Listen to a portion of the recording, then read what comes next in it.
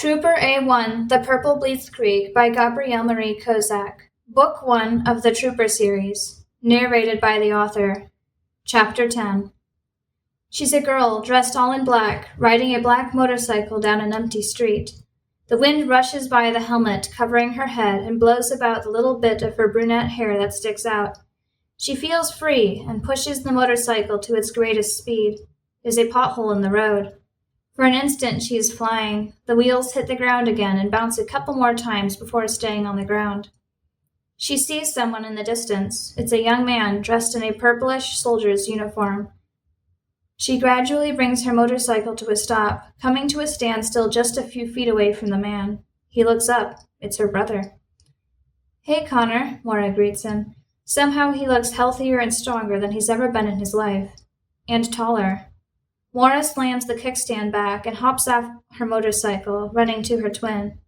She stops upon seeing the look on his face. Robotic, impassive.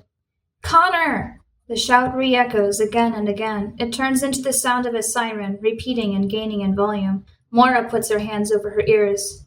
Maura sat bolt upright, the scenes of her dream flashing through her mind. Suddenly she realized that the sirens were her 7:30 alarm for school. Automatically, she threw her hand out, hitting the snooze button instead of the alarm off by mistake. She never got up right away at 7:30. "I need to get a motorcycle," she muttered, and dropped back on her pillow. Then the events of the day before flooded into her head. She sat up again, leaping out of bed. That was the first morning since the first day of school that she finished her morning routine within 5 minutes. As she went out of her room into the hall, brushing her hair quickly, she saw that her mother was already up and on the phone. Holding her finger over her mouth as she listened, Victoria pointed toward the kitchen. Maura nodded, mouthed a good morning, and tiptoed down the hall to the kitchen, finding a plate of buttered toast on the table. She hadn't eaten much the night before, and it took only the sight of the toast to make her ravenously hungry. She was just finishing the third slice of the 3 when her mother came into the room. Quickly she finished. "Maura, good morning," her mother addressed her. Her face was lined with wrinkles. Maura could tell that her mother hadn't slept much the night before. The daughter felt guilty. As soon as she'd fallen asleep, she'd slept like a log until her alarm went off. Only 8 hours at most, but she still felt refreshed. "Any word of Connor?" she asked swiftly, though the answer was already on Victoria's face. Victoria shook her head. "No, they want us to wait till 6 p.m. before calling him in as a missing person. So I expect we'll just have to wait. Your father is flying in tomorrow, or the soonest he can get a ticket on such short notice," she added as an afterthought. Okay, Maura repeated herself. "Can we go looking again?" "No, we've done all we can," Victoria told her. "I have work today and you're going to school. Did you finish your homework?" "Yeah," Maura nodded. "We both did." "Good," Victoria approved. "Now finish your breakfast and get ready to go or you'll be late for the bus." "Can't I walk?" Maura pleaded. A quick shake of Victoria's head. "No, Connor isn't here to walk with you." "But," Maura began, then broke off. It made no sense, seeing that she was so much stronger than her brother, but their parents had always been strong advocates of the buddy system. Within 10 minutes, she found herself running for the bus stop. She had about 2 minutes before the bus would arrive.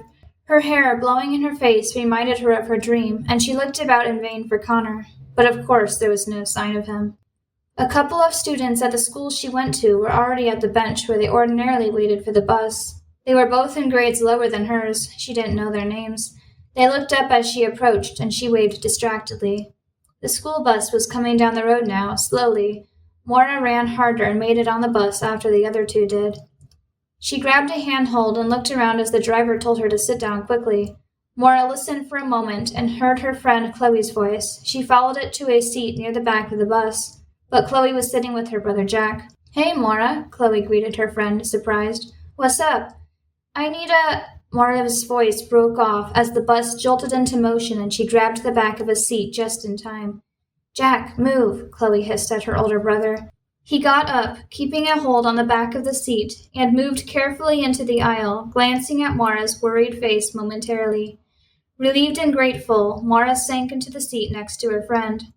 All around them was the chatter of students from ages 6 to 18, but that didn't daunt Chloe in the least, and she was extremely curious as to why Maura was taking the bus to school alone and without her backpack. Ignoring Chloe's agonized glances, Maura stared at the back of the seat in front of them vacantly. Finally, Chloe decided that sighing loudly and looking anxious wasn't getting her anywhere. Psst, Maura, what's wrong? Where's Connor? Where's your backpack? Maura jumped. My backpack? Oh, no, she moaned, patting the front of her white blouse for backpack straps and finding none. I must have left it at home. I'm dead. Chloe giggled. Nah, we can sit together, but where's Connor? Yeah, where's Connor? Jack echoed. He'd taken the seat behind the two. Wimpy Connor, someone nearby in the bus added maliciously, snickering. He's playing sick, isn't he? Maura tensed, but Jack recognized the bully's voice and issued quiet threat for that person to hold their tongue or deal with the wimpy Connor's stronger friend. Connor disappeared, Maura told her friend, sitting back and closing her eyes. Since yesterday. A startled gasp. You're kidding! No. Maura shook her head briefly. She realized that her shoelaces were coming untied after her run for the bus and was glad of the excuse to look down and tie them. What do you mean missing? Jack asked from behind. He's just gone. Maura decided not to complicate matters by talking about the gun shop, etc. Mom's going to call him in as a missing person later. Why not now? Someone asked. Because he hasn't been missing for 24 hours yet, Chloe retorted as if the answer was obvious. Hey, how long does this thing take to get to school? Maura asked quietly as the bus slowed to a stop for some other kids at another part of the city's suburbs. Probably 20 minutes now, Chloe told her, checking her watch. We'll get there 5 minutes early. You can run to the principal's office and explain about Connor and your backpack.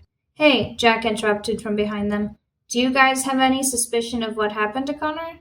Yeah, Maura muttered. He disappeared. Yeah, but when, why, and how? Jack persisted. Do I look like a detective? Maura returned stonily. The others took the hint and left her alone.